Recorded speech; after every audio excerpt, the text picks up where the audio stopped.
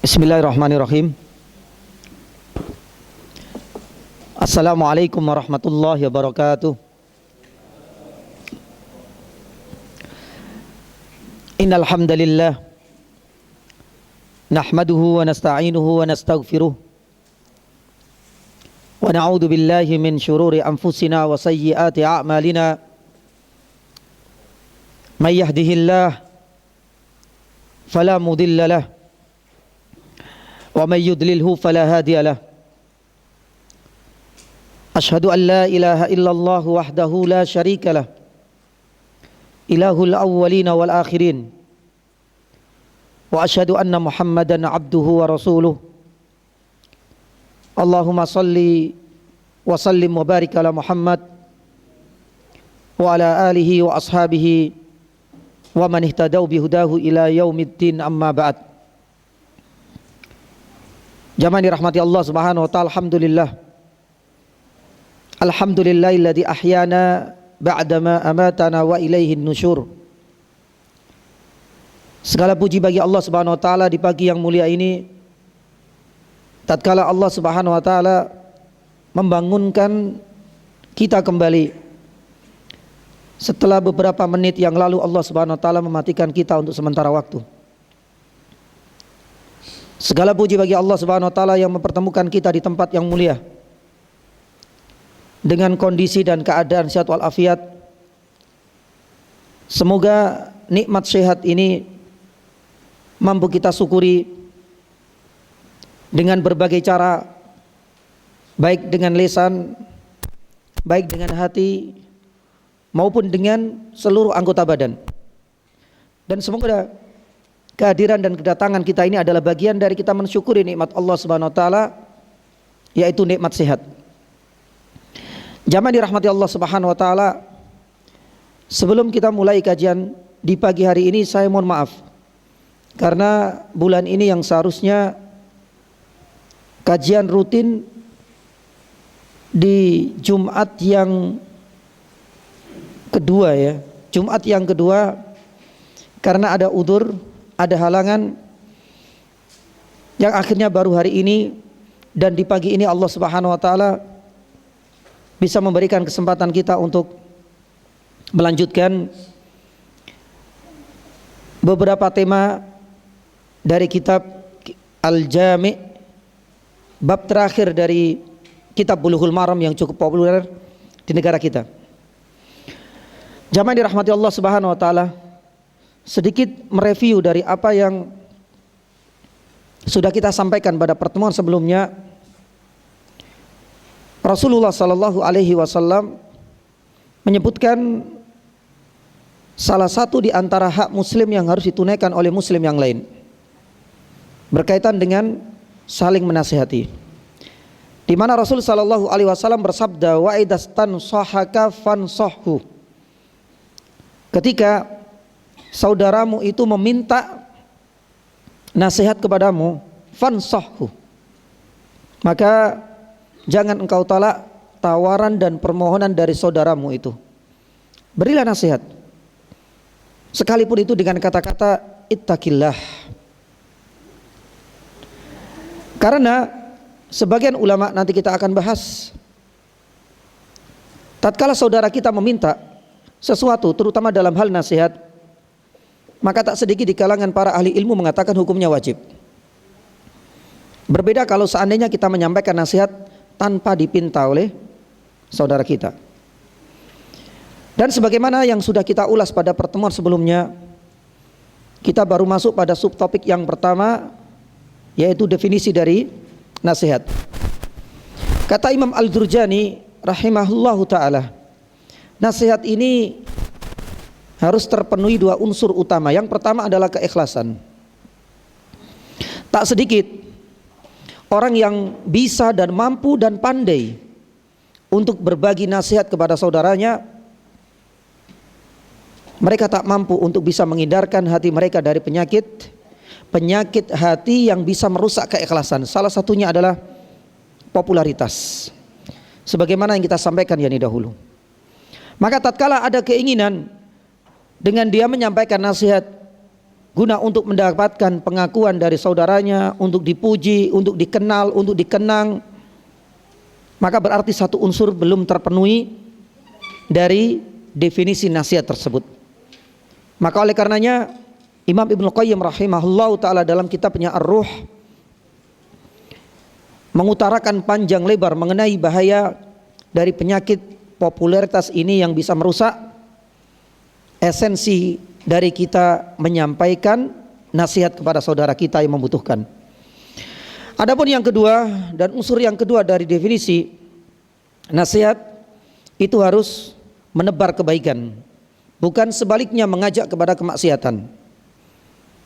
Harus mengajak kepada ketaatan, bukan sebaliknya malah mengajak kepada perbuatan maksiat dan dosa. Maka oleh karenanya jamaah dirahmati Allah Subhanahu wa taala, Al-Fudail Ibnu Iyad rahimahullahu taala pernah menuturkan, sesungguhnya seorang mukmin yastur wa yansah. Kewajiban bagi seorang mukmin itu adalah menutupi aib saudaranya. Nanti kita akan sampaikan beberapa adab dalam memberikan nasihat. Nah di sini Fudail Ibnu Iyad sudah menyebutkan salah satu di antara adab, kita berusaha semaksimal mungkin menahan lisan kita dan menjaga juga perasaan saudara kita.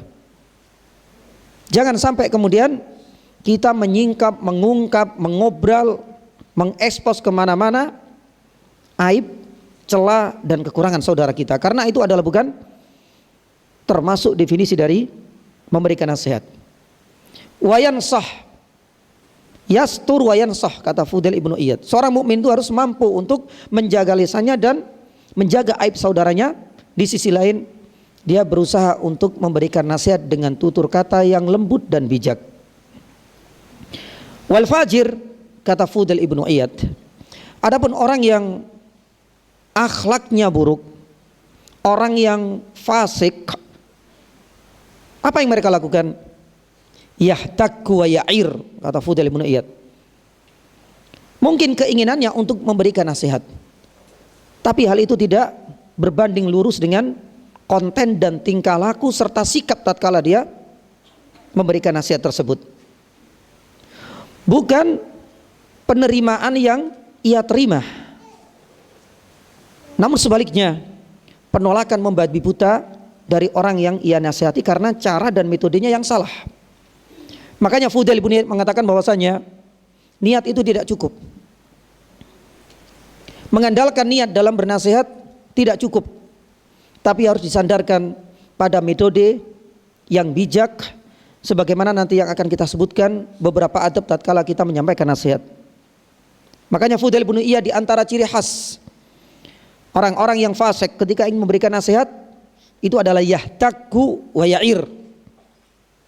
Mereka suka untuk mencelah, mereka suka untuk menghina, dan mereka juga suka untuk merendahkan derajat saudaranya. Maka jamaah yang dirahmati Allah Subhanahu wa taala, pada pagi hari ini kita akan lanjutkan subtopik yang kedua, ketiga, dan mudah-mudahan kita bisa lanjutkan sedikit dari nasihat yang berikutnya yang berkaitan dengan wa idza marida fa'udhu. Ketika saudara kita sakit, maka satu hak yang harus kita tunaikan itu adalah kita wajib untuk menjenguknya. Baik, kita kembali kepada hak untuk memberikan nasihat. Subtopik yang kedua mengenai urgensi dan pentingnya kita memberikan nasihat. Apa keuntungan yang bisa kita raih dan kita dapatkan dengan kita memberikan nasihat kepada saudara kita? Kadang-kadang kita merasa belum pantas Ustadz untuk menyampaikan nasihat. Belum cukup ilmu kita bisa menyampaikan tutur kata yang bijak kepada saudara kita. Atau mungkin barangkali perkewo, atau mungkin barangkali kedudukan kita jauh dengan orang yang mau kita nasihati, dan alasan-alasan yang lain. Maka semoga dengan kita memahami subtopik yang kedua ini, urgensi dan pentingnya kita memberikan nasihat, semoga semakin meyakinkan diri kita bahwasanya ternyata nasihat ini memiliki daya tawar yang tinggi bagi seorang mukmin. Para ulama menyebutkan urgensi yang pertama, dengan memberikan nasihat kita harus ingat bahwasanya saling memberikan nasihat itu adalah tugas mulia para nabi yang harus kita contoh, yang harus kita terapkan. Maka oleh karenanya jamaah dirahmati Allah Subhanahu wa taala, kita jumpai di dalam beberapa ayat dan surat bagaimana para nabi mengungkapkan ketika berinteraksi, ketika berdakwah kepada kaumnya, selalu mengatakan kedatanganku ini adalah guna untuk saling berbagi dan memberikan nasihat. Maka oleh karenanya jamaah yang dirahmati Allah Subhanahu wa taala, kita bisa lihat rentetan dakwah para nabi di dalam surat Al-A'raf.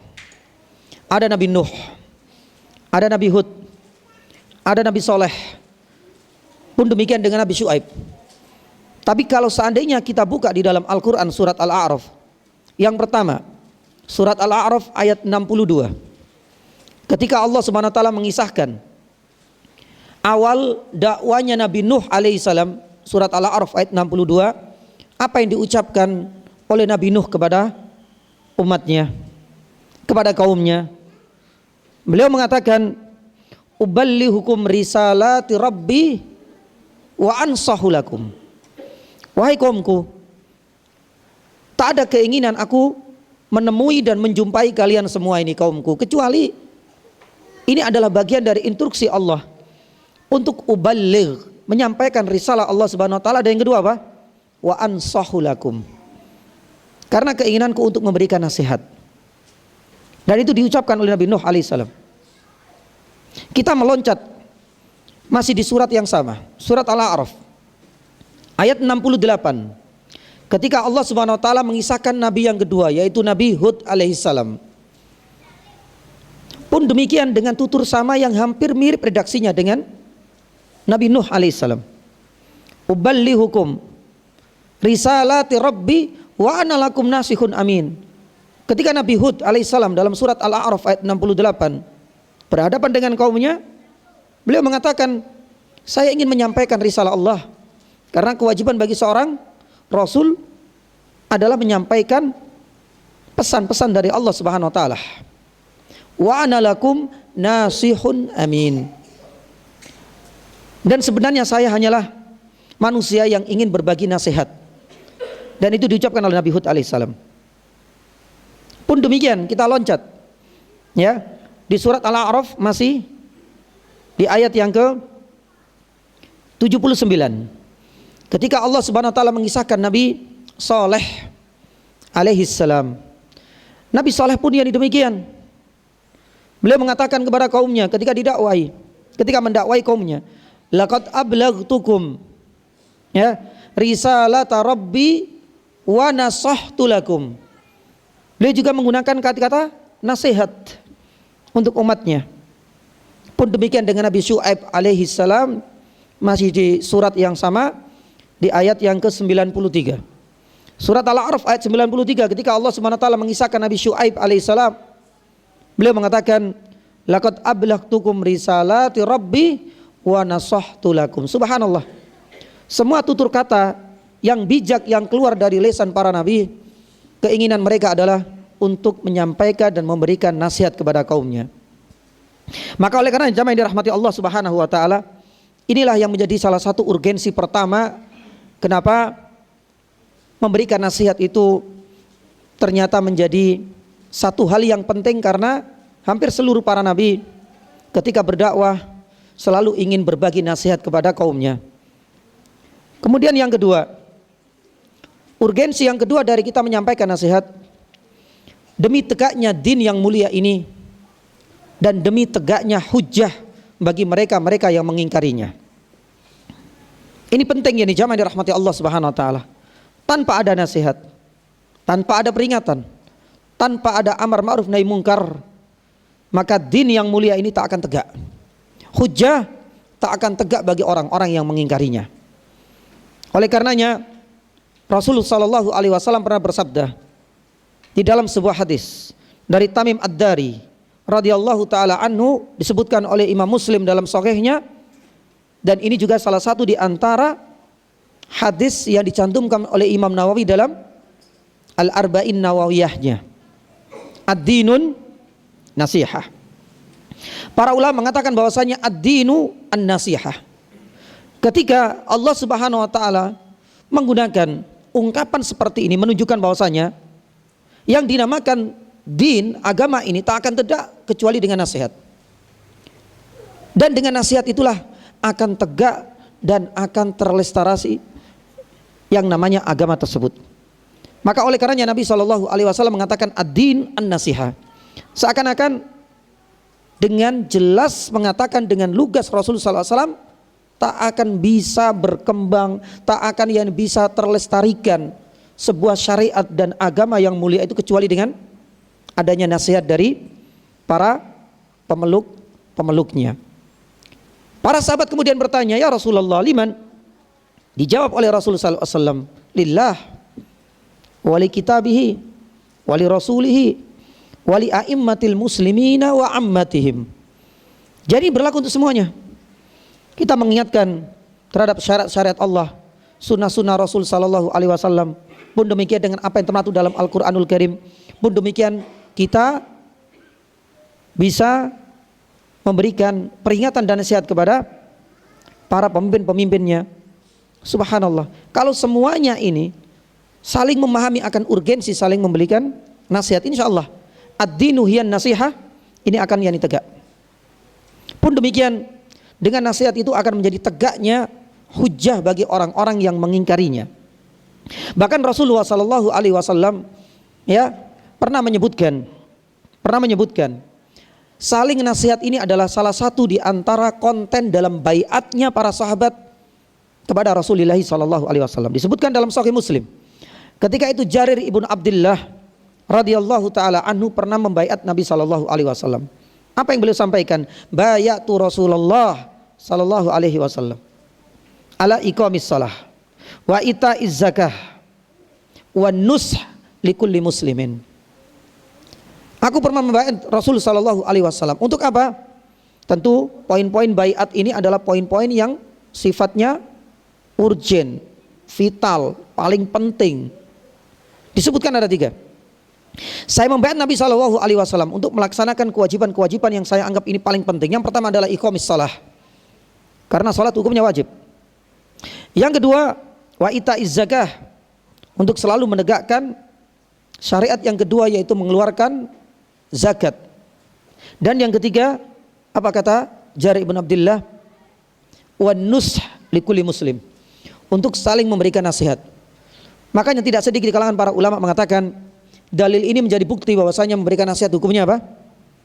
Wajib, karena disandingkan dengan 2 amalan yang hukumnya wajib, yaitu sholat, kemudian zakat, dan yang ketiga adalah nasihat. Subhanallah. Maka jamaah dirahmati Allah Subhanahu wa taala, ini adalah di antara urgensi yang kedua beserta dalilnya yang menunjukkan akan pentingnya kita saling memberikan nasihat. Adapun yang terakhir, yang ketiga, itu adalah hadis yang sedang kita ulas ini, di mana Rasulullah SAW mengatakan hakul muslim alal muslim. Di antara urgensi yang ketiga itu adalah demi untuk menunaikan hak saudara kita. Apalagi Rasulullah SAW mengatakan hakul muslim, berarti ada satu yang wajib kita tunaikan. Apa hak yang harus kita tunaikan dalam masalah ini? Yaitu dengan saling memberikan nasihat. Inilah di antara 3 urgensi kita saling memberikan nasihat kepada yang sesama. Berikutnya jamaah yang dirahmati Allah Subhanahu wa taala, yang ketiga, hukum menasihati.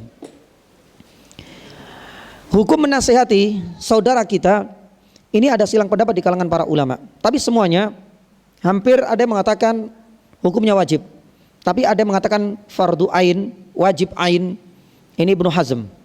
Jadi wajib ain itu seperti sholat wajib, nggak bisa diwakilkan kepada yang lain. Tapi ulama yang lain mengatakan, Ibnu Battal misalnya rahimahullah taala mengatakan hukumnya wajib, tapi hanya kifayah, nggak sampai kepada fardu, ain. Tapi sebagian yang lain mengatakan bahwasanya hukum menasehati itu terlihat dari kondisi dan keadaan yang ada. Karena dengan melihat kondisi dan keadaan, itu hukumnya akan berbeda-beda. Bisa sunnah, bisa fardu ain, dan bisa fardu yani kifayah. Wallahu ta'ala alam yani bisawab. Barangkali pendapat yang ketiga ini adalah pendapat yang lebih mendekati kebenaran, dan ini pernah disampaikan oleh Syekh Abdul Aziz bin Baz rahimahullahu ta'ala. Jadi secara umum jamaah yang dirahmati Allah subhanahu wa ta'ala, memberikan nasihat itu ada 3 hukum. Yang pertama, ya, hukumnya bisa menjadi sunnah apabila kita tidak diminta. Ya, apabila kita tidak diminta, dan hal ini berkaitan dengan sesuatu yang memang hukumnya bukan termasuk yang wajib. Misalkan, ya, kita jalan ketemu teman kita, sebenarnya teman kita itu enggak melakukan satu pelanggaran secara syar'i, tapi kemudian kita ingin memberikan nasihat. Maka jamaah yang dirahmati Allah subhanahu wa ta'ala, ketika kita tidak diminta dan tidak ada pelanggaran syar'i yang dilakukan oleh saudara kita, maka hukumnya yani sunnah. Hukum yang kedua, bisa menjadi fardun yani kifayah. Kalau seandainya para ulama mengatakan, kalau seandainya kita itu diminta, itu menjadi hukumnya apa? Yani wajib. Ya. Lah jamaah dirahmati Allah subhanahu wa ta'ala, ada beberapa hal di kalangan para ulama, ternyata ada faktor-faktor yang bisa mendorong hukum menasehati itu menjadi fardu yani ain. Ada yang mengatakan demikian. Di antara yang pertama itu adalah kalau seandainya diminta. Ada yang mengatakan ini bukan sekedar fardu kifayah tapi fardu ain. Jadi kalau seandainya ada orang yang meminta kita, tolonglah saya diberikan nasihat, maka berarti dalam kondisi ini fardu ain Anda harus menyampaikan nasihat. Sekalipun itu sepenggal kata, ittaqillah, bertakwalah kepada Allah dimanapun antum berada, jagalah sholatmu, atau mungkin barangkali berbaktilah kepada orang tuamu. Karena bukan hal yang ribet dan sulit dan susah lisan ini mengucapkan sepenggal yani kata seperti ini sebagai bentuk nasihat ketika kita diminta. Dan ini adalah faktor pertama, hukum itu naik tingkat dan level dari sunnah menjadi yani fard atau wajib. Karena apa? Karena kita diminta untuk menyampaikan nasihat. Faktor yang kedua, sunnah naik level menjadi wajib. Kapan itu jamaah?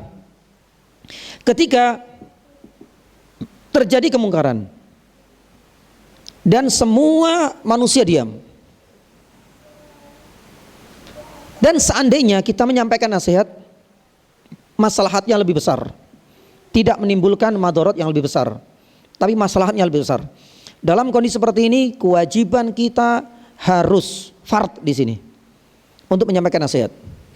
Ini adalah kondisi yang kedua.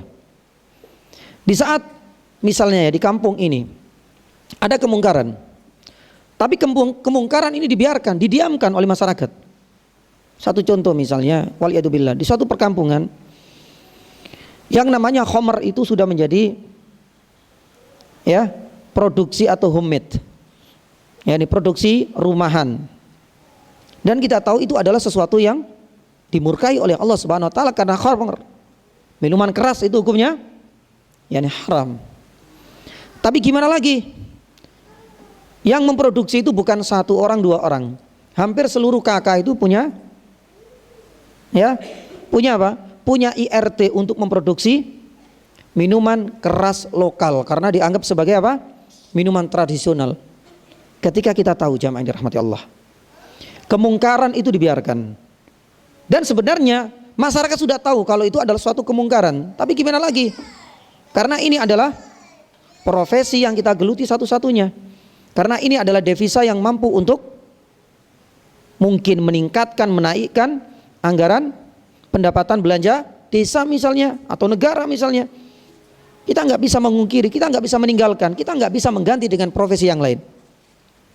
Jamaah dirahmati Allah Subhanahu wa taala. Dalam kondisi seperti ini, para ulama mengatakan ketika engkau tahu hukumnya dan engkau berada di tempat tersebut, kewajibanmu harus mengingatkan dan memberikan nasihat kepada mereka. Tapi harus disesuaikan dengan kemampuan kita masing-masing.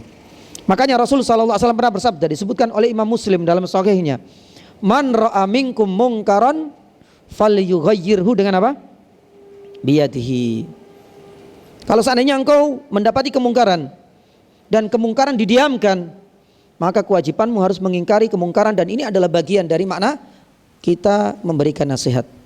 Kalau seandainya engkau punya power, misalnya Anda adalah seorang bupati, seorang kepala desa, berarti mampu kan? Ya, dengan jabatan itu ya untuk memberikan nasihat. Maka ambillah kesempatan yang pertama, falyughayyirhu biyadihi. Mungkin dengan kebijakan, mungkin dengan menggandeng Satpol PP dan lain sebagainya. Kalau seandainya kita nggak mampu, mungkin kita nggak punya power untuk bisa menyampaikan dan mengingkari kemungkaran dengan tangan yakni kita, maka berarti kita turun levelnya bilisanihi, dengan lisan. Tapi kalau seandainya nggak mampu, kata Rasulullah SAW, fabikol bihi. Tapi kewajiban ada pada kita kalau seandainya kita mengetahui kemungkaran itu didiamkan. Nah, ini naik level. Nasihat meskipun kita nggak diminta, tapi levelnya sudah menjadi fardu, yakni ain. Sebagian ulama mengatakan demikian. Faktor yang ketiga dan kondisi yang ketiga, ini pun sama, naik tingkat dari sunnah menjadi fard. Ketika jamaah dirahmati Allah Subhanahu Wa Taala, kemungkaran, kekufuran, kesyirikan terjadi di suatu kampung misalnya, mereka semua adalah orang-orang yang jahil terhadap agama, jahil terhadap syariat Islam. Mereka mengaku muslim, tapi yang namanya ritual-ritual kesyirikan itu masih diterapkan dengan dalih ini adalah tradisi dan warisan dari nenek moyang. Tak ada satupun yang tahu mengenai hukum dari ritual kesyirikan kecuali kita misalnya. Maka dalam hal ini jamaah dirahmati Allah Subhanahu Wa Taala menasihati mereka agar mereka tidak semakin terjerumus jauh dalam kesyirikan, itu hukumnya fard. Ya. Sekalipun mereka adalah orang-orang yang juhala. Apa bedanya dengan yang kedua? Kalau yang kedua sebenarnya mereka tahu hukumnya, tapi gimana lagi? Ini adalah profesi yang kita geluti, tapi gimana lagi? Kita nggak punya profesi lain untuk kita ganti. Tapi kalau yang ketiga ini, mereka benar-benar orang-orang yang awam, ngakunya muslim. Namun sebaliknya mereka banyak yang terjerumus ke dalam kesyirikan ya, misalnya. Maaf, ya, di dalam masyarakat tertentu mereka mengaku muslim, sholat, tapi setiap hari tertentu, momentum tertentu, ada upacara tertentu, ya, mereka mempersembahkan sesajen kepada, ya, mungkin penunggu ini, penunggu itu dan lain sebagainya. Kalau seandainya kita tahu, ya, jamaah dirahmati Allah Subhanahu Wa Taala, hanya kita yang mengenal, hanya kita yang faham terhadap hukum seperti ini, dan mereka adalah orang-orang yang jahil terhadap permasalahan ini, maka hukumnya wajib bagi kita untuk mengingkarinya. Maka jamaah dirahmati Allah Subhanahu Wa Taala, Allah Subhanahu Wa Taala firman di dalam surat Al-Maidah ayat 67. Allah Subhanahu Wa Taala pernah menyampaikan hal ini kepada Nabi Shallallahu Alaihi Wasallam. Ya ayyuhar rasul, balligh ma unzila ilaik wa illam taf'al fama ballaghta risalatah. Dalam surat Al-Maidah ayat 67, Allah Subhanahu Wa Taala tegas sekali menyampaikan kepada Nabi Sallallahu Alaihi Wasallam, wahai Rasul, engkau adalah satu-satunya Nabi yang tahu bagaimana kesyirikan, bagaimana kekufuran, bagaimana kefasikan masyarakat jahiliyah. Balligh ma unzila ilaik, diperintahkan oleh Allah untuk menyampaikan wahyu yang aku turunkan kepadamu Muhammad. Wa illam taf'al, kata Allah dalam surat Al-Maidah ayat 67, kalau seandainya tidak engkau sampaikan saat ini, fama ballaghta risalata, berarti engkau tidak termasuk orang yang menyampaikan. Karena memang satu-satunya Nabi SAW yang tahu, sedangkan masyarakat semuanya adalah masyarakat yakni jahiliyah. Dan kemungkaran ini tidak bisa dibiarkan. Di satu sisi Nabi SAW sudah resmi diangkat oleh Allah Subhanahu Wa Taala sebagai utusan. Bahkan sudah ada instruksi khusus, fasda' bima tu'maru arid anil. Bahkan sudah ada instruksi dari Allah Subhanahu Wa Taala, wa anzir ashiratakal aqrabin, untuk memberikan indar. Mau tidak mau Allah Subhanahu Wa Taala, ya, menyampaikan hal ini sebagai bentuk apa? Ya, sebagai bentuk teguran keras. Bahasa kita wahai Muhammad, engkau nggak bisa mundur lagi. Ya, berarti saatnya inilah engkau harus berdakwah, engkau harus menyampaikan apapun resikonya. Wa illam taf'al fama ballaghta yani risalata. Nah, inilah diantara yang tiga kondisi dan situasi yang menjadikan memberikan nasihat itu menjadi fard. Ya, kalau seandainya kita diminta, kalau seandainya kondisi masyarakat itu mendiamkan kemungkaran padahal mereka tahu, dan dalam kondisi ini kita tahu, maka yang tahu harus dan wajib untuk menyampaikan nasihat. Dan yang ketiga, ketika kita jumpai dalam masyarakat yang awam, tapi di situ menjamurnya kemungkaran, kesyirikan dan kekufuran yang besar, dan satu-satunya yang tahu adalah kita, ini pun yang kondisi yang menjadikan memberikan nasihat itu hukumnya wajib. Taib. Kemudian berikutnya jamaah yang dirahmati Allah Subhanahu wa taala, ini berkaitan dengan adab memberikan nasihat. Ini penting. Di dalam beberapa kitab-kitab itu biasanya adab memberikan nasihat itu nggak dibagi-bagi ya nih jamaah. Ya, biasanya disebutkan adab memberikan nasihat 1, 2, 3, 4, 5 dan seterusnya. Tapi di salah satu yang di kitab, saya mendapati subhanallah, ada yang cukup bagus untuk membagi adab dalam memberikan nasihat ini menjadi 3 kategori. Yang pertama adalah adab yang harus diperhatikan bagi orang yang ingin memberikan nasihat sebelum menunaikan nasihat tersebut.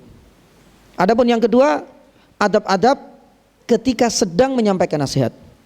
Dan yang ketiga berarti apa? Adab-adab pasca dan selesai menyampaikan nasihat. Dan saya rasa wallahu taala alam yani bisawab, pembagian berdasarkan 3 waktu ini ya saya anggap yani cukup komprehensif, mencakup yani segala hal dan mencakup yani seluruhnya.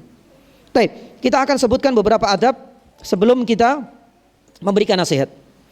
Yang pertama, adab yang pertama, kita harus lebih selektif terlebih dahulu ketika mendapatkan informasi tentang kemungkaran. Jadi istilahnya kita tidak boleh terburu-buru. Ini penting ya nih jamaah. Jangan sampai kemudian setiap ada informasi kemudian kita makan mentah-mentah. Ada informasi, tolonglah diberikan nasihat saudaramu itu. Saya kemarin lihat ya, dia itu nongkrong-nongkrong di sana dengan pemuda-pemuda. Kita harus benar-benar selektif. Jangan terburu-buru. Benar nggak beritanya ini? Terus saudara kita ngapain duduk di sana? Mungkin barangkali dia sedang berdakwah. Lah, disinilah kemudian jamaah yang dirahmati Allah Subhanahu wa taala, Al-Ahnaf ibnu Qais ini pernah kedatangan ya seseorang. Al-Ahnaf ibnu Qais ini adalah seorang ulama besar. Ternyata ada orang yang datang langsung. Dia mengatakan akhbarani thiqah. Ya, akhbarani thiqah anka bisuin. Wahai Ahnaf, padahal dia ulama besar. Yang menyampaikan ya nasihat ini adalah orang biasa. Al-Ahnaf kemudian seakan-akan ditegur oleh orang tersebut. Sembari mengatakan, wahai Ahnaf, saya mendapatkan berita dari orang yang thiqah. Klaimnya dia ini, bahwasanya engkau telah berbuat fasik.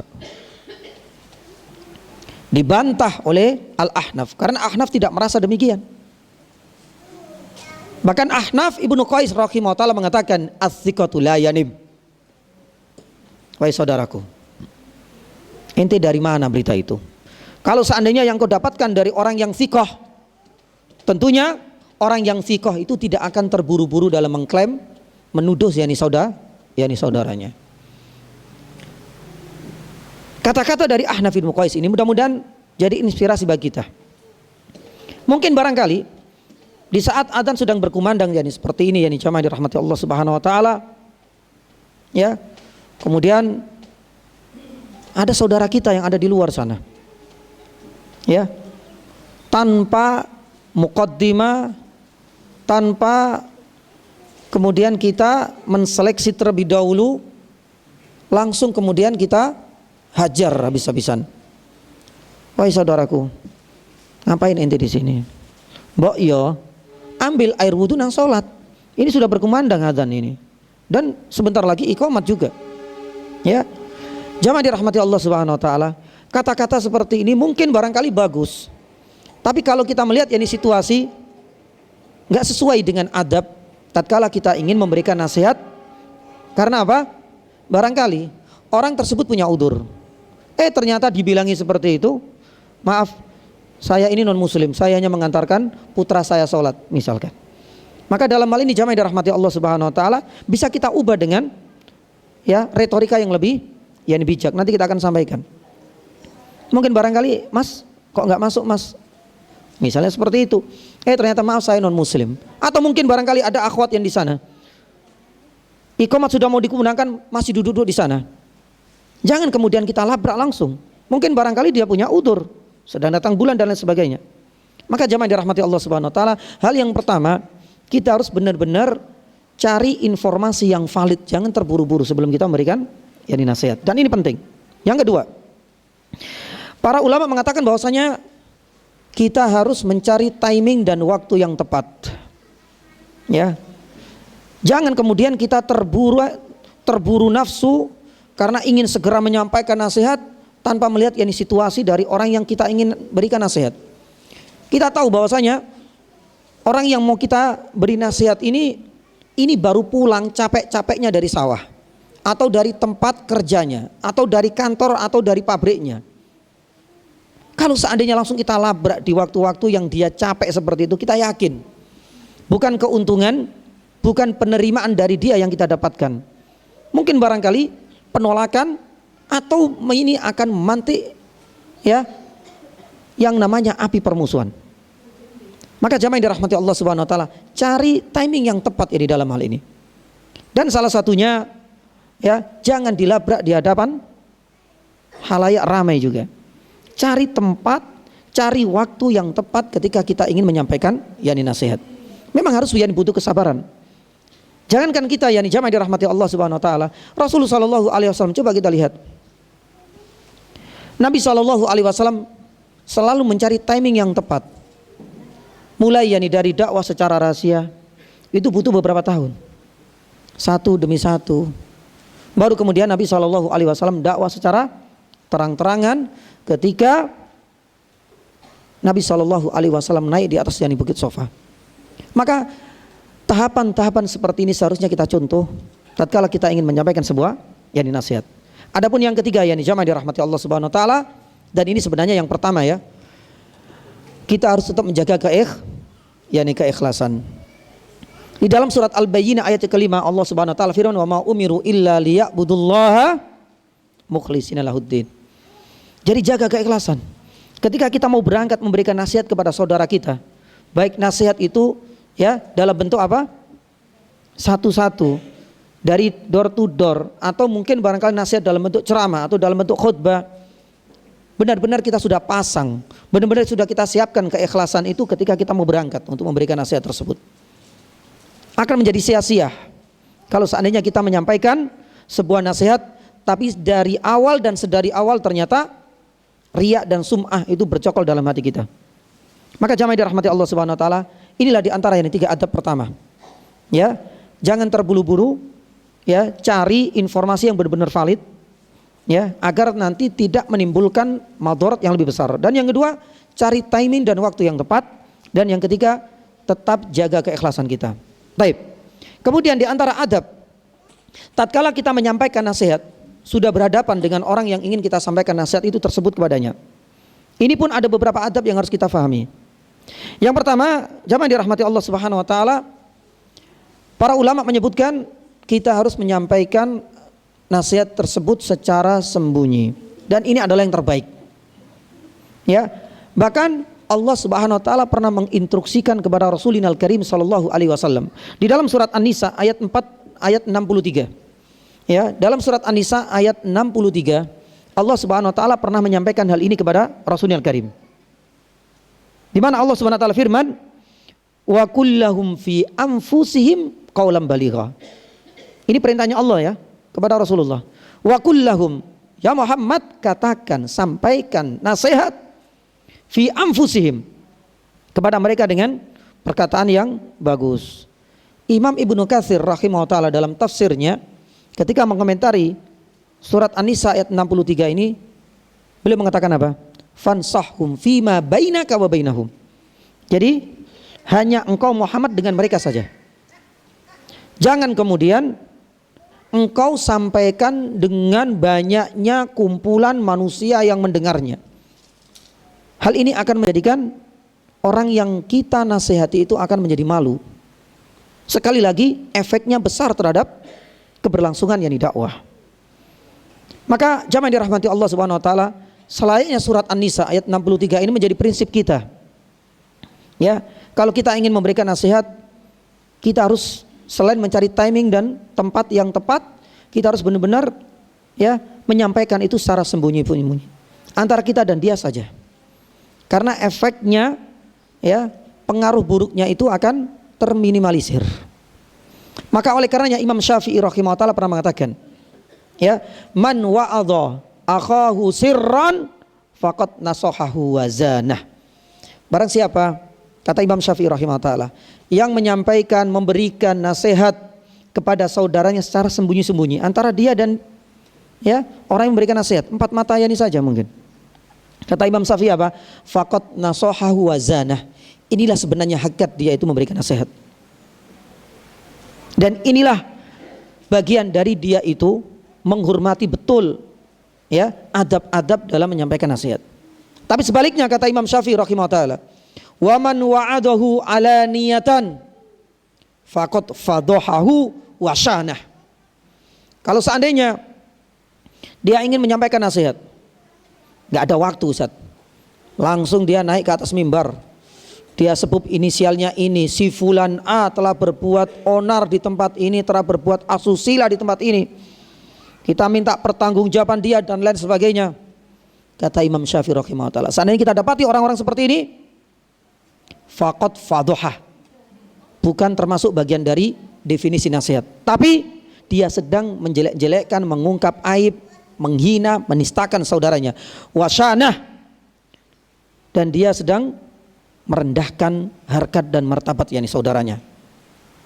Tapi sebagian ulama jamaah dirahmati Allah Subhanahu wa taala dibolehkan untuk menyampaikan ya peringatan, nasihat secara terang-terangan di hadapan banyak orang. Dibolehkan. Kalau seandainya, ini adalah perkataan Ibnu Hazm rahimahullah taala, kalau seandainya kemungkaran atau nasihat itu berasal dari pemimpin yakni kita, dari orang yang memiliki jabatan pemerintahan yang lebih tinggi daripada kita. Hal ini didasarkan pada hadis Nabi Shallallahu Alaihi Wasallam. Nabi Shallallahu Alaihi Wasallam pernah naik mimbar di hari Jumat, kemudian mendapati ada sahabat datang langsung apa? Langsung duduk. Nabi Shallallahu Alaihi Wasallam langsung kemudian terang-terangan menyampaikan. Padahal yang namanya hari Jumat itu berarti sedikit apa banyak? Ya banyak semuanya sudah. Dia telat. Nabi Shallallahu Alaihi Wasallam sudah naik mimbar, telat datang langsung duduk. Nabi Shallallahu Alaihi Wasallam kemudian memberikan nasihat secara terang-terangan. Disuruhlah kemudian orang tersebut untuk naik sholat terlebih dahulu, baru kemudian yakni duduk. Dan tahu siapa yang ditunjuk, siapa yang disuruh, dan semuanya sahabat yang datang lebih awal tahu bahwasanya nasihat ini ditujukan kepada si fulan. Nah, dari sinilah para yakni ulama mengungkapkan hal ini diperbolehkan, menyampaikan peringatan, nasihat kepada orang di hadapan banyak orang, ya, asalkan ya satu itu dilakukan oleh orang yang lebih tinggi derajatnya, dan posisi Nabi Shallallahu Alaihi Wasallam ketika itu adalah kepala pemerintahan.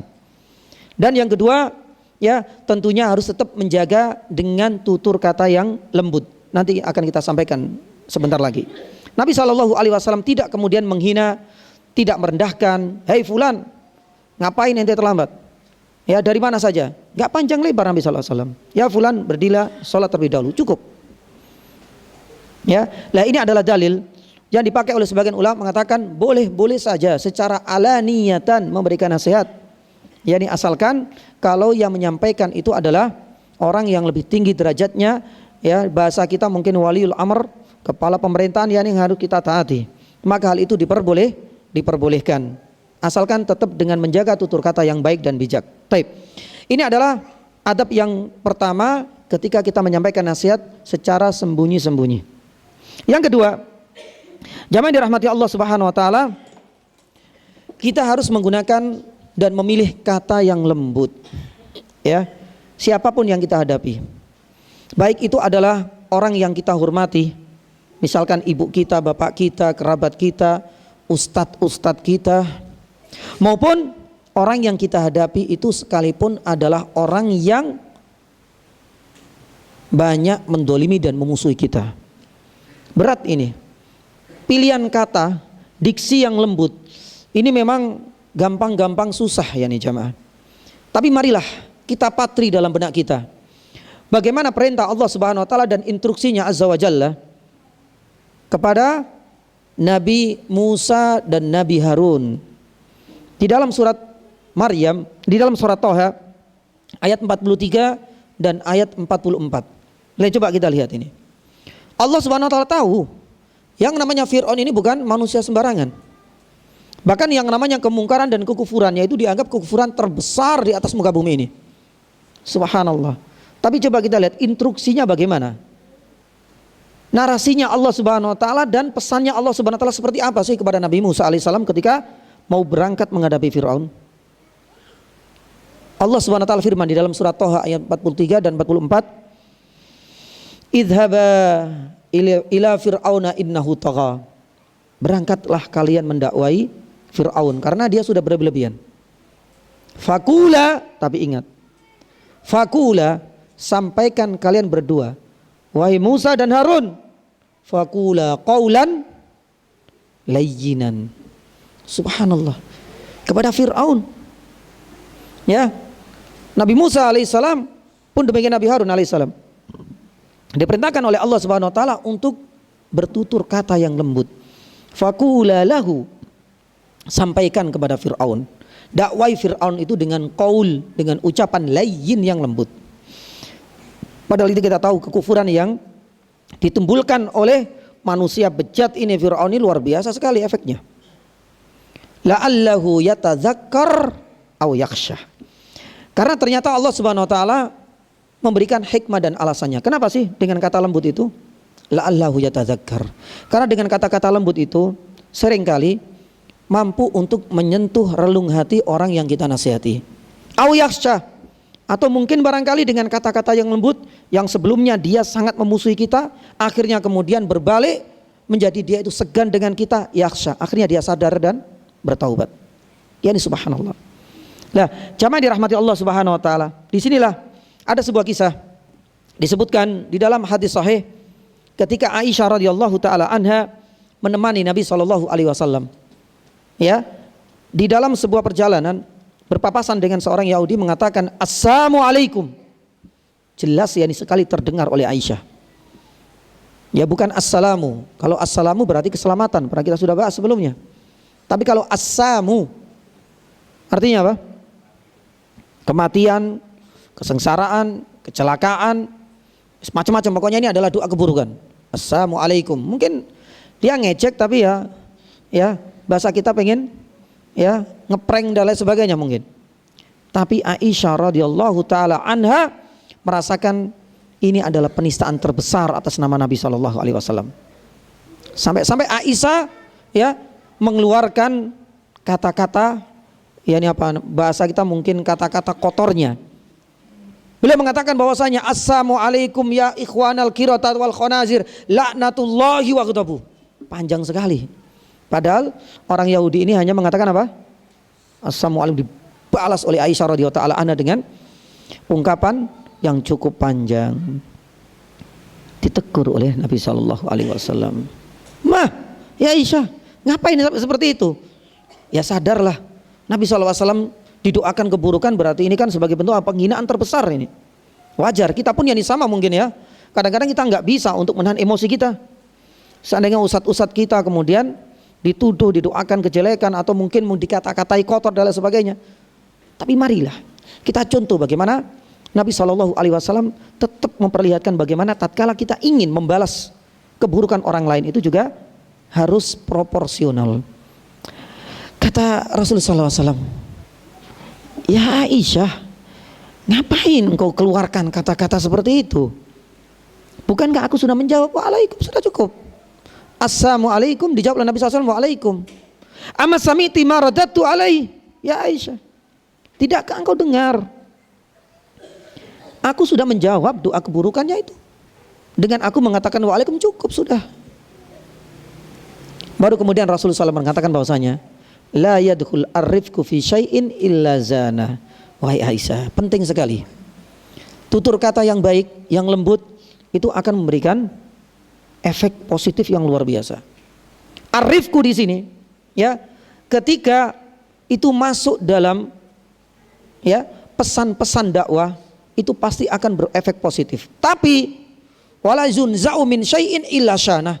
Tapi ketika di saat kita ingin berdakwah, berinteraksi, bersosialisasi dengan masyarakat sekalipun mereka adalah orang-orang yang memusuhi dakwah kita, tapi kita tunjukkan ya ketidaksukaan kita, kata-kata kotor kita balas yakni juga dengan kata-kata yang lebih fasik, yakni misalnya kata Rasulullah SAW, illa syana. Ya, ini akan berefek negatif untukmu, kepribadianmu, keluargamu pun demikian akan berimbas negatif untuk keberlangsungan dakwah. Tidak seperti ini wahai Aisyah. Ya, pelan-pelan, tutur kata yang lembut. Ya, pilihlah diksi yang baik, subhanallah. Ini adalah nasihat atau adab yang kedua. Ya, selain yang pertama yang tadi sembunyi, yang kedua pilihlah kata-kata yang baik dan lembut. Yang ketiga, jamaah dirahmati Allah Subhanahu wa taala. Yang ketiga adalah marilah kita sampaikan nasihat itu dengan bijak. Sekalipun di saat kita sedang berdebat dengan mereka. Ya memang tidak memungkiri ya, tidak kita pungkiri bahwasanya ketika kita menyampaikan nasihat itu kadang-kadang tidak sampai pada satu kata kemudian selesai, enggak. Kadang-kadang dibantah.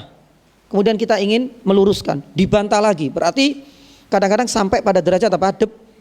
Debat. Nah disinilah kemudian menahan emosi itu penting.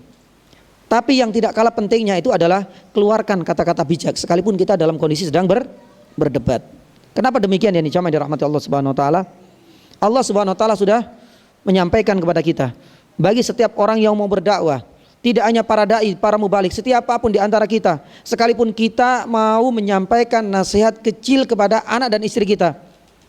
Bagaimana caranya?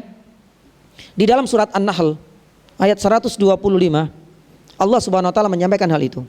Ud'u ila sabili rabbika bil hikmah. Hikmah ini adalah dengan bijak. Ya. Kita harus yani bijak. Bijak ini maknanya luas sekali. Dengan hikmah. Hikmah itu bisa kita artikan ketika kita menyampaikan nasihat sesuaikan dengan kapasitas akal mereka. Kalau seandainya kita berbicara dengan anak kecil memberikan nasihat, beda dengan kita memberikan nasihat kepada orang dewasa. Seperti itu. Ya. Bijak ya, itu bisa memiliki makna kita harus tetap ada unggah-ungguh yani juga kalau seandainya kita berhadapan dengan mereka. Itu adalah di antara makna yani bijak. Sebagian ulama mengatakan bijak atau hikmah itu adalah menempatkan sesuatu sesuai dengan yani porsinya. Ini penting sekali. Jangan dipukul rata antara kita menghadapi orang yang punya jabatan dengan orang awam. Antara anak kecil dengan orang yang sudah sepuh atau orang yang sudah tua. Maka bijak ini amat penting yani sekali. Terutama kata Allah Subhanahu wa taala dalam surat An-Nahl ayat 125 ini, "Ud'u ila sabili bil hikmah wal mau'idatil hasanah wajadilhum billati ahsan." Seandainya dalam kita menyampaikan nasihat tersebut sampai pada derajat wajadilhum, berdebat, diskusi yang cukup alat, tetap billati hiya ahsan. Gunakanlah ya metode-metode yang bijak, yang baik, tetap yani jaga akhlak. Jangan sampai kita tersulut emosi. Pilihlah kata-kata yang tetap lembut. Ya. Karena biasanya kalau sudah masuk level merah yani seperti itu, terkadang kita susah. Ya. Akhirnya kemudian seringkali kita hanyut dan tersulut emosi. Mereka emosi kemudian kita emosi. Runyam biasanya. Dan hampir semuanya pernah kita mengalami hal seperti itu. Tapi subhanallah, ini namanya edukasi, ya, edukasi ilahi dari Allah Subhanahu wa taala. Bagaimana sih caranya kita itu berdakwah? Ud'u ila sabili rabbika bil hikmah wal mau'idatil hasanah. Kalau seandainya sampai kemudian berdebat wajadilhum billati ahsan. Nanti bisa dilihat dalam surat An-Nahl ayat 100 yani 20 yani 5. Dan di antara para ulama mengatakan tatkala kita menyampaikan nasihat itu alangkah baiknya kita mulai dengan mengqaddimah sebagai bentuk pujian-pujian. Karena yang namanya fitrah dan karakter manusia itu suka untuk suci. Apalagi kalau seandainya kita ingin memberikan nasihat kepada istri atau mungkin kepada anak kita. Mulailah dengan pujian-pujian terlebih dahulu. Jangan to the point. Ini biasanya sudah akan ya membuka yakni celah dan gap permusuhan dan pertikaian. Tapi kalau seandainya kita puji-puji terlebih dahulu sebagai muqaddimah, ini adalah bagian dari kita menyampaikan nasihat dengan cara hikmah atau bijak.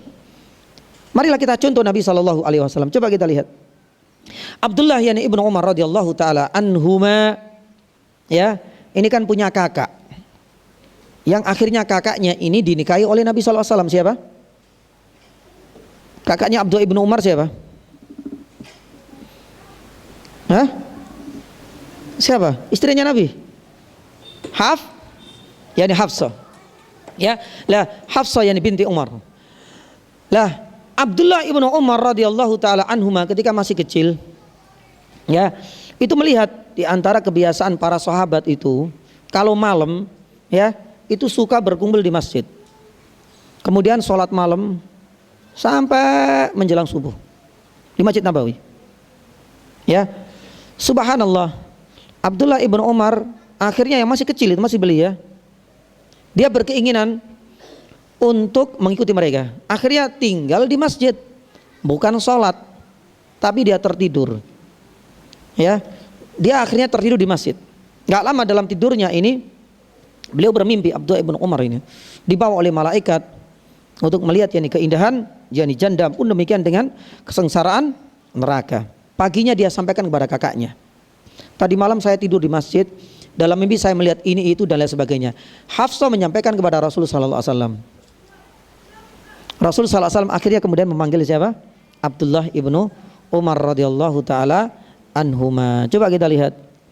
Sebenarnya Nabi SAW itu pengen menyampaikan, ya, mbok yo, ya, Abdullah ibnu Umar, nek nok masjid itu langsung sholat, jangan tidur, jangan ngobrol. Mungkin barangkali itu kata-kata yang ingin dia sampaikan.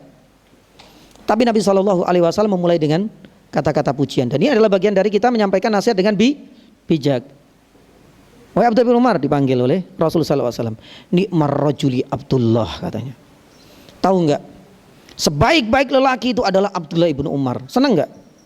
Ya, namanya anak muda yang masih belia dipuji Nabi SAW. Subhanallah, begitu gembira dan riangnya beliau. Tapi dilanjutkan oleh Nabi SAW. Ni'mar rajuli anta, ni'mar rajuli Abdullah ibnu Umar, lau yusalli minal lail. Seandainya, ya, dia menjaga rutinitas untuk sholat malam. Jadi dikaitkan dengan itu. Dengan kata seperti ini, Abdullah ibnu Umar itu langsung terasa, oh berarti ada pesan ini. Kalau seandainya saya ingin menjadi manusia terbaik sebagaimana pujian Nabi SAW, berarti saya harus tetap menjaga sholat malam. Nabi SAW nggak menyampaikan loh, ya, nggak memerintahkan, wahai Abdullah ibnu Umar sholatlah, nggak menginstruksikan. Hanya dengan kata seperti ini, itu langsung dengan isyarat ini langsung seakan-akan menggelayut dalam hati Abdullah ibnu Umar, berarti ada pesan ini dari Nabi SAW. Makanya Abdullah ibnu Umar radhiyallahu taala anhum, ya, itu langsung yani kemudian selalu salat yani malam semenjak itu. Wallahu taala alam yani bisawab. Dan ini adalah di antara yani 3 adab, ya, tatkala kita, ya, ingin menyampaikan nasihat. Yang pertama, ya, sembunyi-sembunyi. Yang kedua, pilihlah kata yang baik dan lembut. Dan yang ketiga, bijak-bijaklah kita dalam menyampaikan nasihat, sekalipun tensinya kita agak tinggi, yaitu sampai pada derajat yani debat. Jangan sampai kita tersulut. Jangan sampai kemudian kita ikut yani alur yani dalam yani gejolak-gejolak yani emosi. Baik. Kemudian yang terakhir yani jamaah dirahmati Allah Subhanahu wa taala, adab-adab menyampaikan nasihat. Bukan adab menyampaikan nasihat, ya. Adab yang harus kita kerjakan pasca kita menyampaikan nasihat. Ini penting. Kadang-kadang ini luput yani dari sebagian kita. Apa saja yani jamaah dirahmati Allah Subhanahu wa taala? Ya, tetap menjaga keikhlasan itu tetap, ya. Selain menjaga keikhlasan, adab yang harus kita yani fahami itu apa? Jangan sekali-kali kita menyebut jasa-jasa kita kepada orang yang kita nasihati. Ini penting ini. Ini bagian dari kita menerapkan makna ikhlas itu sendiri. Kadang-kadang dia merasa bangga, cerita kepada temannya, tahu enggak, itu yang sholat di depan itu, yang banyak tatonya itu dulu saya yang menasihati. Paham di sini? Lah, adab seperti ini jarang dan luput dari pengamatan kita. Padahal ya subhanallah, penting sekali sebelum kita menasihati ada adabnya. Ketika kita sedang menasihati ada adabnya. Bahkan pasca kita menasihati ada adabnya. Jangan sampai kemudian menceritakan seakan-akan aku adalah orang yang paling berjasa. Ya dahulu dia itu adalah orang yang suka minum khamr ini. Kalau bukan saya, disebutkan jasa-jasanya, disebutkan yani bagaimana cara dan lain sebagainya. Ya. Maka jamaah yang dirahmati Allah Subhanahu wa taala, ini amat penting ini sekali. Yang kedua, tidak kalah pentingnya. Adab yang kedua. Jagalah aib saudara kita. Ya. Biasanya tatkala kita memberikan nasihat itu kadang-kadang sekalian dimanfaatkan oleh orang yang kita nasihati itu sekalian apa? Curhat. Ya. Niatan kita untuk memberikan nasihat. Tapi kadang-kadang ketika yang kita kasih nasihat itu sekalian pengen curhat, dia sampaikan keluhan, dia sampaikan beberapa aib dirinya dan keluarganya. Ingat jamaah yang dirahmati Allah, seandainya kita sudah menyampaikan nasihat, selesai ini sudah pulang, maka jaga lisan kita. Jangan sampai kita sebarkan aib-aib yang barusan dia sampaikan kepada kita. Ini berat dan ini termasuk adab. Taib. Ini adalah yang kedua. Yang ketiga, para ulama mengatakan yang bahwasanya bersyukurlah ketika orang yang kita nasihati ini sadar, bertaubat, akhirnya hijrah. Dan jangan sekali-sekali engkau kasih ruang di dalam hatimu sifat ujub. Ya. Biasanya orang itu lupa diri ketika berhasil menyadarkan satu orang, masya Allah, gumede, ya, berbesar kepala, membusungkan yang di dadanya, selalu cerita ke sana kemari. Jamaah dirahmati Allah Subhanahu wa taala. Bersyukurlah kepada Allah Subhanahu wa taala. Itu adalah hal yang menjadikan kita cukup untuk mengakui semuanya ini adalah karunia dari Allah Subhanahu wa taala. Kita enggak ada apa-apanya. Kalau bukan karena Allah kita enggak akan mampu. Karena yang namanya dia sadar itu bukan karena kita. Kita hanyalah wasilah untuk menyampaikan. Karena hidayah itu, taufik itu apa? Haknya Allah Subhanahu wa taala. Coba kita lihat tutur kata yang baik dari Nabi sallallahu alaihi wasallam. Ketika selesai berdakwah, ternyata orang yang didakwahi itu ya, putra dari seorang Yahudi akhirnya masuk Islam lewat dakwanya Nabi sallallahu alaihi wasallam. Apa yang disampaikan oleh Nabi sallallahu alaihi wasallam? Bukan saya, tapi pujian kepada Allah. Alhamdulillahilladzi anqadahu bi minan nar. Nabi sallallahu alaihi wasallam diakhirkan karena peran manusia dalam berdakwah itu kecil sekali, nggak ada apa-apanya dengan hidayah taufik dari Allah Subhanahu wa taala. Makanya ketika orang itu kemudian mengucapkan 2 kalimat syahadat kemudian akhirnya meninggal, hal pertama yang diucapkan oleh Nabi sallallahu alaihi wasallam bersyukur, enggak ujub, enggak gumede. Sampai Nabi sallallahu mengatakan, alhamdulillah, segala puji bagi Allah Subhanahu wa taala yang telah menyelamatkan. Jadi bukan dia. Yang telah menyelamatkan anak ini dari api neraka melalui saya. Itu adalah kata-kata bijak sebagai wujud yakni syukur tatkala kita mendapati orang yang kita nasihati alhamdulillah sadar atau hijrah atau akhirnya bertaubat. Yang keempat, pasca kita menasihati kita harus bersabar. Nah ini sabarnya harus tingkat tinggi ini. Ya, bila mana orang yang kita nasihati ternyata tetap menolak atau bahkan semakin memusuhi yakni kita. Dan jangan berkecil hati dan jangan mutung. Karena yang dakwah itu harus terus. Marilah kita belajar dari Nabi SAW. Nabi SAW yang mendakwai pamannya itu berkala dan setiap saat, setiap waktu sampai detik-detik kematiannya Abu Thalib, Nabi SAW tetap berdakwah. Nabi SAW dilempari oleh pamannya Abu Lahab dari belakang setiap kali door to door dari satu rumah ke rumah yang lain, tidak menjadikan Nabi SAW mutung untuk berdakwah. Padahal yang memusuh itu adalah pamannya sendiri. Pamannya Abu Lahab termasuk adalah pejabat teras di masyarakat yakni Jaliyah di kota Makkah yakni ketika itu. Subhanallah, yakni jamaah dirahmati Allah Subhanahu wa taala. Maka adab yang keempat, sabarlah. Jangan kita berkecil hati. Jangan kita berputus asa. Bacalah kisah-kisah dakwanya dan kesabaran para nabi sebelum Rasulullah SAW. Bahkan kisah Nabi SAW yang di dalam menghadapi orang-orang yang menolak dakwanya. Subhanallah.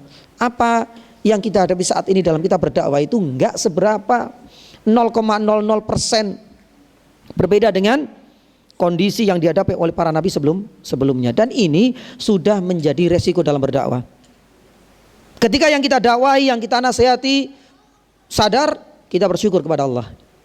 Ketika orang yang kita nasihati belum disadarkan oleh Allah, kita bersabar. Makanya Allah Subhanahu wa taala mengingatkan, sebagaimana nasihat Luqman kepada putranya dalam surat Luqman ayat yang ke-17. Ini bagus sekali. Di dalam surat Luqman ayat yang ke-17, Allah Subhanahu wa taala berfirman ketika mengisahkan Luqman memberikan nasihat kepada anaknya, "Ya bunayya, aqimis shalah." Dirikanlah salat, wa'mur bil ma'ruf wanha 'anil munkar. Tegakkan amar ma'ruf, nahi mungkar. Tapi yang terakhir ditutup dengan apa? Wasbir ala ma asobak. Karena dalam kita amar ma'ruf nahi mungkar, dalam kita menyampaikan nasihat, itu pasti ada saja rintangan dan halangan. Maka di sini subhanallah, ada korelasi yang cukup kuat antara kita beramar ma'ruf, saling menasihati dengan kesabaran. Karena kalau seandainya nggak sabar, sudah dakwah itu nggak akan bertahan lama. Persis dengan firman Allah Subhanahu wa taala dalam surat Al-Asr. Makanya dalam surat Al-Asr itu apa? Kita disuruh untuk bernasihat. Wa tawasau bil haqqi wa tawasau bis sabr. Karena dalam kita menyampaikan kebenaran, dalam kita memberikan nasihat kepada saudara kita, itu butuh kesabaran. Makanya ditutup dengan apa? Dengan kesabaran. Para ulama mengatakan bahwasanya di dalam surat Al-Asr, kesabaran itu bukan hanya ketika berdakwah, tapi kesabaran itu berlaku untuk seluruhnya. Di mana Allah Subhanahu wa taala firman, "Wal asr innal insana lafi khusr." Manusia itu akan merugi kecuali 4. Yang pertama adalah orang yang beriman. Yang kedua apa? Illal ladzina amanu. Yang kedua apa? Wa amilus shalihat. Beramal soleh. Dan yang ketiga apa? Wa tawasau bil haqqi. Dan yang terakhir adalah sabar. Tapi sabar ini itu harus terpenuhi di 3 amalan sebelumnya. Dalam beriman kepada Allah Subhanahu wa taala butuh kesabaran. Dalam mempertebal keimanan tatkala kita menghadiri kajian butuh kesabaran. Kita harus meninggalkan pekerjaan kita, sholat, kita harus meninggalkan aktivitas kita. Butuh kesabaran dalam beriman. Pun demikian dalam beramal soleh butuh kesabaran. Berpuasa misalnya butuh kesabaran. Pun demikian dalam berdakwah butuh kesabaran. Makanya kesabaran ini ditaruh oleh Allah Subhanahu wa taala di akhir, tapi mencakup seluruhnya. Dalam al-iman wa amilus shalihat wa tawasau bil haqqi itu butuh kesabaran. Pun demikian dengan nasihat Luqman kepada putranya ini. Ya bunayya aqimis shalat wa'mur bil ma'ruf wanha 'anil munkar, ditutup dengan manis oleh Luqman kepada putranya, wasbir. Karena semuanya butuh kesabaran. Menegakkan sholat, amar ma'ruf, nahi mungkar itu butuh kesabaran. Makanya sebagaimana diungkapkan oleh para ulama bahwasanya sabar itu ada 3. Sabar ketika kita mendapat apa? Musibah. Butuh kesabaran. Hatta syaukah, sekalipun itu hanyalah duri yang menempel di kulit kita. Kita kesandung. Atau mungkin barangkali dalam bentuk penyakit yang menular misalnya. Maka ini butuh kesabaran. As-sabru anil musibah, anil bala. Sabar yang kedua apa? Sabar ketika menjalani ketaatan. Berpuasa butuh kesabaran. Salat tarawih butuh kesabaran. Kita perbanyak subhanallah. Ini sedikit intermezzo. Kita sudah mendekati bulan Ramadan ini. Selainnya kita banyak berdoa kepada Allah Subhanahu wa taala. Tidak ada doa yang khusus dari sahabat, tapi dari beberapa para ulama salaf, disebutkan oleh Ibnu Rajab dalam Lataif Al-Ma'arif bahwasanya Al-Mu'alla Ibnu Fadl pernah menuturkan 6 bulan setelah berlalunya Ramadan mereka berdoa agar diterima amal soleh yang sudah mereka tunaikan. Tapi giliran 6 bulan mendekati Ramadan, berarti ini sudah masuk 6 bulan. Itu mereka berdoa kepada Allah Subhanahu wa taala ayyuballighahum Ramadan. supaya mereka bisa diberikan kesempatan untuk bisa berjumpa kembali dengan bulan Ramadan. Makanya ada sebuah asar dari Yahya ibnu Abi Katsir, ya, di mana doa ini seringkali juga dijadikan sebagai landasan. Memang ada silang pendapat di kalangan para ulama hadis. Ya, doa ini adalah Allahumma sallim ni ila Ramadan wa sallim yani li yani Ramadan wa tasallamhu minni yani mutaqabbala. Ya Allah, ya, berilah kesempatan kita bisa menjumpai bulan Ramadan. Ya Allah, ketika nanti di bulan Ramadan berilah kita kemudahan. Karena seringkali tatkala kita sudah meminta, Masya Allah, pengharapannya luar biasa sebelum Ramadan, giliran di bulan Ramadan ternyata selalu ada rintangan dan jadi ujian. Yani subhanallah, ternyata rintangannya semakin banyak, Ustaz. Yani karena apa? Orderan apa? Catering atau orderan kue-kue kering, subhanallah. Ini jadi ujian. Apalagi orderannya semakin banyak di 10 terakhir, padahal ini adalah 10 yang spesial. Nah, ini berikan kemudahan. Minta kepada Allah. Wa tasallamhu minhu mutaqabbala. Dan mudah-mudahan amalan kita itu diterima oleh Allah Subhanahu wa taala. Subhanallah. Maka jamaah dirahmati Allah Subhanahu wa taala, nah ini adalah bagian doa yang selayaknya sudah kita rutinkan semenjak ini, dan ini adalah bagian dari kebiasaan. Nah, sabar yang kedua jamaah dirahmati Allah Subhanahu wa taala adalah sabar dalam apa? Menghadapi ketaatan. Ketika kita menjalankan ketaatan kepada Allah Subhanahu wa taala, dan yang terakhir adalah sabar ketika kita menghadapi apa? Ketika kita meninggalkan kemaksiatan. Gak mudah loh. Orang yang hijrah itu kadang-kadang akhirnya balik kucing lagi. Karena apa? Yani gak tahan. Wah, hijrah semakin susah. Ya, teman-teman menjauhi, bisnis diputus semua. Relasi-relasi akhirnya kemarin mereka kemudian mengalihkan misalkan karena ada kongsi dan ada akad dan kesepakatan itu kepada orang lain. Dan banyak. Dan ini butuh kesabaran. Karena hijrah itu memang harus totalitas. Lah maka di sini kemudian dibutuhkan kesabaran. Maka jamaah dirahmati Allah Subhanahu wa taala, terakhir tidak sedikit di kalangan para ulama mengatakan di antara 3 macam sabar ini yang paling berat itu adalah sabar dalam menghadapi musibah, ketika menjalankan ketaatan, ataukah ketika kita meninggalkan kemaksiatan. Yang paling berat mana?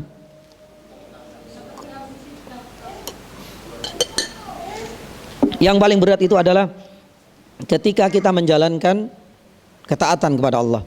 Musibah jamaah dirahmati Allah Subhanahu wa taala, 1-2 hari akan hilang. Ya. Subhanallah, orang yang kita cintai dijemput ajalnya oleh Allah Subhanahu wa taala. Kita bersedih. Kapan hal ini bertahan? Mungkin 1 hari 2 hari sudah kita mulai bisa bercengkrama, bisa hahaha dan lain sebagainya. Kita meninggalkan kemaksiatan, asalkan kita benar-benar hijrah, totalitas, hidup dalam lingkungan tertentu, insya Allah hal ini mudah. Tapi ketaatan itu seringkali menjadi batu sandungan terbesar. Coba kita lihat ini jamaah dirahmati Allah Subhanahu wa taala, dan ini adalah reminder untuk diri saya pribadi juga dan untuk para jamaah. Kita sudah meninggalkan Ramadan, ya kan? Ramadan setiap hari berapa juz, Pak? Mushafnya sekarang di mana, Pak? Ramadan setiap malam 11 bahkan lebih dari 11 rakaat, kuat enggak? Ya, Syawal hingga Jumadil Ula saat ini 1 rakaat tadi malam. 1 rakaat ada 14 kadang-kadang. 14 Ustaz. Lawang ini lagi sibuk-sibuknya kita lagi nonton kok Ustaz. Cuma 1 menit. Ya Allah. Nah ini ada bukti jemaah. Bukti yang menunjukkan bahwasanya menjalankan ketaatan mungkin sepele, ternyata memang menjadi satu batu sandungan yang cukup besar. Kita susah untuk istiqomah. Makanya lah memang untuk menurunkan tensi atau grade-nya itu nggak ada masalah. Tapi jangan sampai kemudian kita tinggalkan secara totalitas. Ramadan selesai ya sudah ganti lagi Ustaz. Loh nggak seperti itu. Kita turunkan nggak ada masalah. Ya, di Ramadan misalkan 11 rakaat kuat. Di luar Ramadan minimal jangan tinggalkan. Minimal 1 rakaat witir minimal. Tapi jangan terus 1. Ya ditambahilah berapa. Ya untuk menjaga apa? Konsistensi dan stabilitas hati kita. Berat loh ini. Kalau sudah luput sekali, itu untuk kembali lagi susah. Selalu ada alasan, nanti. Ya, akhirnya kemudian apa? Baru sudah mendekati Ramadan, buka mushaf lagi, sudah persiapan lagi. Subhanallah, sia-sia berbulan-bulan lamanya. Allah Ta'ala alam yang bisa. Mudah-mudahan apa yang kami sampaikan ini sedikit memberikan gambaran mengenai adab yang saya lupa ya, adab keberapa ini? Mungkin adab yang ketiga ya, mengenai memberikan nasihat. Menyisakan adab yang berikutnya itu adalah menjawab saudara kita tatkala bersin.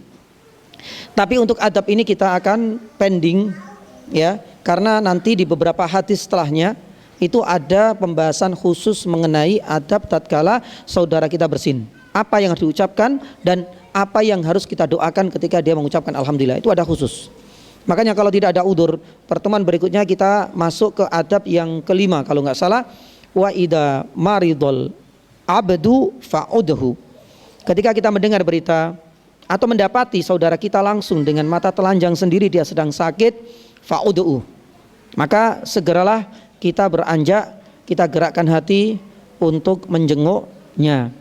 Tapi dalam hal menjenguk orang yang sakit ini juga ada adab-adabnya dan ada hukumnya. Ya, boleh nggak sih kita menjenguk? Ustaz, di situ ada bunga desa, Ustaz sedang sakit, Ustaz. Boleh nggak kita jenguk? Ya, boleh apa enggak? Wah, wajib itu, Ustaz. Lah, itu nanti banyak. Atau saudara kita, bukan saudara kita, tetangga kita non muslim sakit, masuk nggak dalam hal ini? Ya, pun demikian dengan sebaliknya nanti. Taib, ada banyak subtopik yang mudah-mudahan ya Allah Subhanahu wa taala memberikan kemudahan. Karena bulan Desember ini akhirnya ya Allah Subhanahu wa taala ya karena sayang kepada kita, alhamdulillah baru tertuntaskan hutang saya ini di akhir ya bulan yang seharusnya di Ahad atau Jumat yang kedua ya, Jumat yang kedua, dan mudah-mudahan ya ini Januari nggak ada ya ini udzur. Demikian yang bisa kami sampaikan. Kalau ada pertanyaan monggo dipersilakan ya ini jamaah. Nggih monggo.